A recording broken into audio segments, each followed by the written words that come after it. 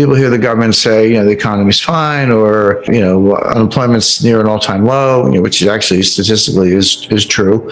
And they kind of nod and go, yeah, it's all good. And then reality is the stuff that hits you in the head like a 2x4. The propaganda is positive. We can talk about that in a little more detail. The reality is harsh, and reality wins. There's a very good book on this by Robert Shiller, Nobel Prize-winning economist at Yale University. I'm not a huge fan of your garden variety PhD economists, but there are some good ones out there, and he's one of them.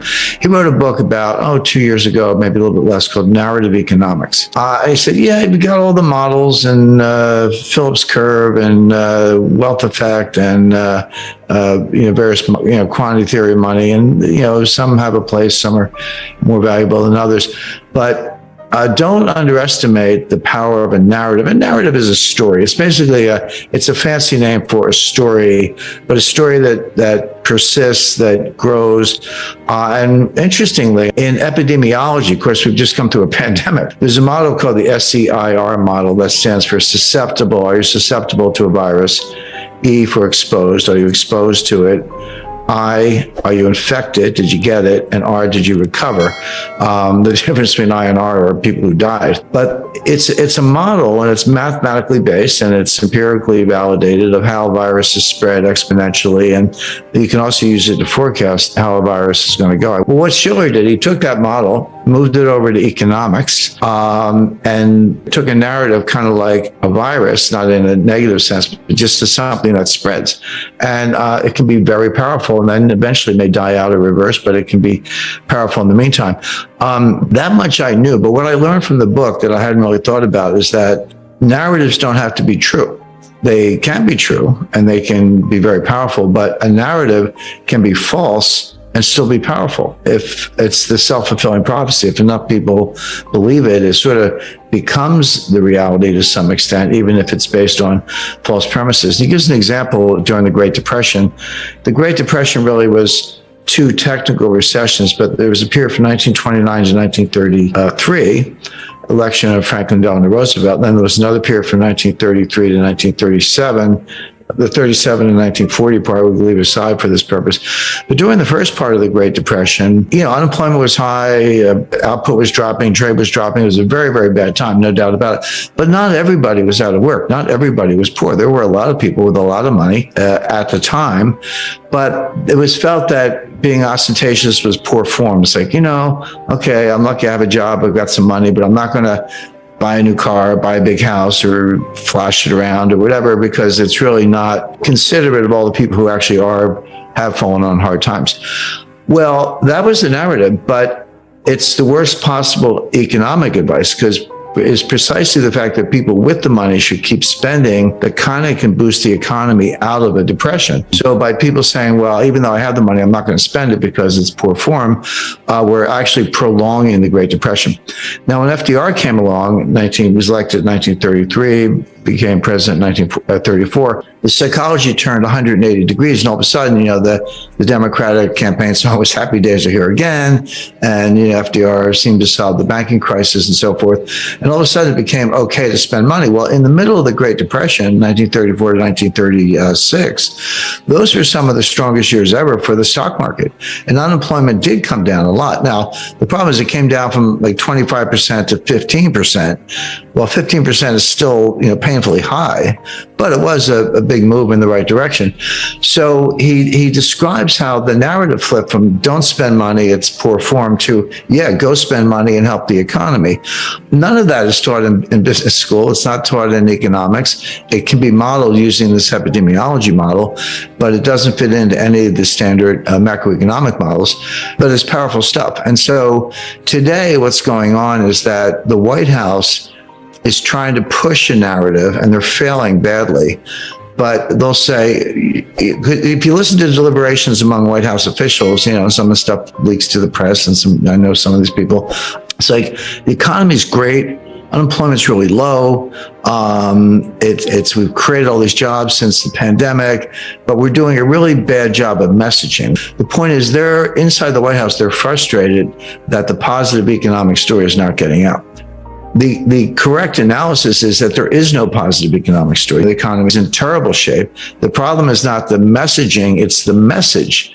And this is why I say the propaganda from the White House that things are great is at odds with the reality, which is things are not great. Let me give you some specific data points, because as I say, I don't like to make statements like this without backing it up.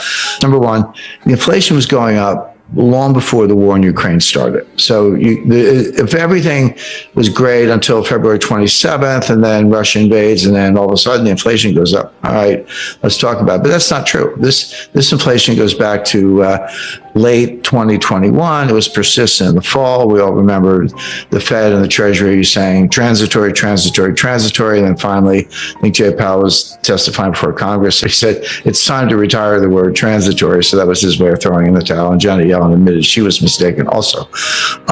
So it predates the war, number one.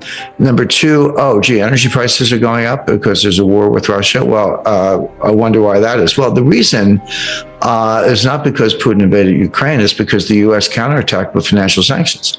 Now, bear in mind, go back to January 21st, 2021, when Biden was sworn in as president, and then went back to the White House. What was the first thing he did?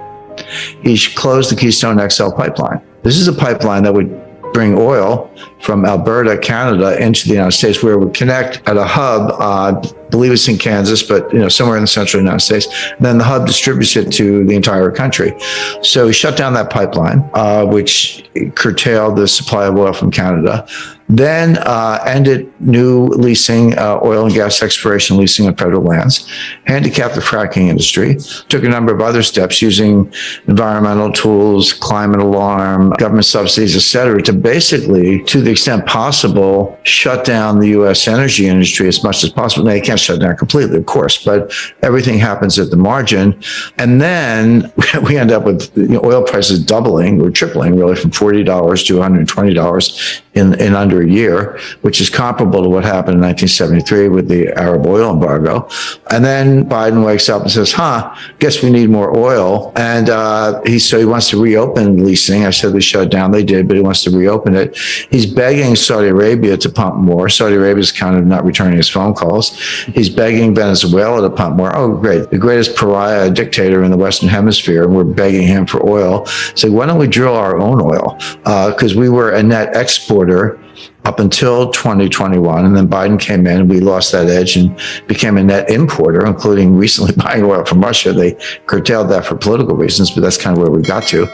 So you wonder why the price of energy is going up. In other words, this damage was self-inflicted, but don't be misled by the headlines, because they're, again, this narrative, but they're not actually doing it. So the point being, the price increase and the inflation in the U.S. has very little to do with Putin and everything to do with the U.S. handicapping its own energy industry, begging dictators for oil, and the influence of the climate alarmists. And by the way, that whole crowd want higher gas prices.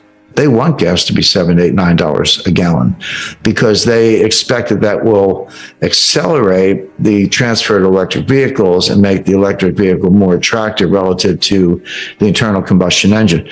Now, that's another fantasy. It won't happen. We don't have time to go through all the physics of it.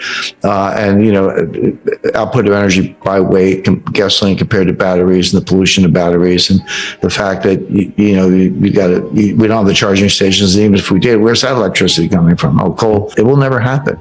But meanwhile, they're destroying the U.S. economy in pursuit of an ideological point that will never actually happen. Another example of propaganda versus reality. Narratives are powerful, but reality is more powerful.